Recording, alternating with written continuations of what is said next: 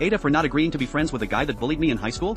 I 25F was severely bullied in high school. I was considered chubby 130 pounds, 160 centimeters and had a bit of a stutter. The stutter was caused by anxiety and only happened around people who bullied me. In my junior year, a boy in my grade joined in on the bullying. Let's call him Jake. He was worse than everyone else. He used to follow me home, pour things on me, push me into bushes or into oncoming traffic. He once pushed me into a lake on a school trip when he found out I couldn't swim. I could go on about what he did to me, but we'd be here all day. After one incident where he made fun of my appearance, I couldn't take it anymore. It wasn't the worst thing he did, but it was the straw that broke the camel's back. I tried to commit suicide with sleeping pills, but my uncle found me and took me to the hospital. I was in a coma for 11 days. I didn't go back to school after that and was homeschooled for my senior year. I never spoke to anyone from school except two girls, Kate and Sarah, who checked up on me at the hospital. We're still friends. I moved away from that town after high school. I'm back in town for the first time in 7 years now. My cousin is getting married, so I'm here for her wedding. I decided to come a week early to spend time with my parents. I went to a bar with Kate and Sarah a couple of days ago and saw Jake. I didn't recognize him at first, but Sarah told me it was him. I felt anxious but decided to pretend he wasn't there. He approached us as we were leaving and said hi. I said hi and engaged in small talk. Our Uber arrived, so we said bye and left. He sent me an email, not sure how he got it, but I've had this email since high school, so maybe he's had it since then.